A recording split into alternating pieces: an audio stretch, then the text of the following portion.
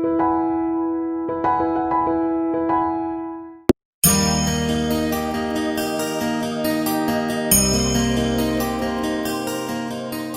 कहानी एक ऐसे व्यक्ति की है जो एक व्यापारी था, लेकिन उसका व्यापार डूब गया और वो पूरी तरह निराश हो गया। अपनी जिंदगी से बुरी तरह थक चुका था। अपनी जिंदगी से वो व्यापारी तंग आ चुका था। एक दिन परेशान होकर वो जंगल में गया और जंगल में काफी देर अकेले बैठा रहा।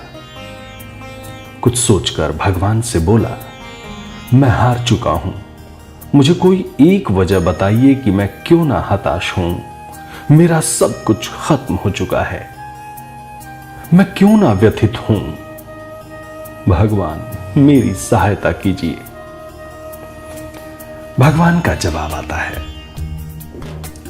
तुम जंगल में इस घास और बांस के पेड़ को देखो। जब मैंने घास और इस बांस के बीज को लगाया, मैंने इन दोनों की ही बहुत अच्छे से देखभाल की।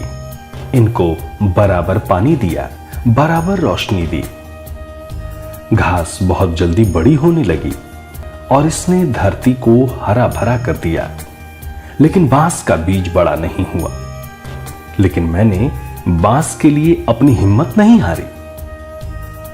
दूसरी साल घास और घनी हो गई, उस पर झाड़ियां भी आने लगी, लेकिन बांस के बीज में कोई वृद्धि नहीं हुई। लेकिन मैंने फिर भी बांस के बीज के लिए हिम्मत नहीं हारी। तीसरी साल भी बांस के बीज में कोई वृद्धि नहीं हुई, लेकिन मित्र, मैंने फिर भी हिम्मत नहीं हारी। चौथे साल भी बांस के बीज में कोई वृद्धि नहीं हुई, लेकिन मैं फिर भी लगा रहा। 5 साल बाद उस बांस के बीज में एक छोटा सा पौधा अंकुरित हुआ। घास की तुलना में ये बहुत छोटा था और कमजोर भी था, लेकिन केवल 6 महीने बाद ये छोटा सा पौधा 100 फीट लंबा हो गया। मैंने इस बांस की जड़ को वृद्धि करने के लिए 5 साल का समय लगाया। इन 5 सालों में इसकी जड़ इतनी मजबूत हो गई कि 100 फीट से ऊंचे बांस को संभाल सके। जब भी तुम्हें जिंदगी में संघर्ष करना पड़े तो समझिए कि आपकी जड़ मजबूत हो रही है। आपका संघर्ष आपको मजबूत बना रहा है, जिससे कि आप आने वाले कल को सबसे बेहतरीन बना सको। मैंने बांस पर हार नहीं मानी, मैं तुम पर भी हार नहीं मानूंगा। किसी दूसरे से अपनी तुलना मत करो। घास और बांस दोनों के बड़े होने का टाइम अलग अलग है, दोनों का उद्देश्य अलग अलग है। तुम्हारा भी समय आएगा, तुम भी एक दिन बांस के पेड़ की तरह आसमान छुओगे।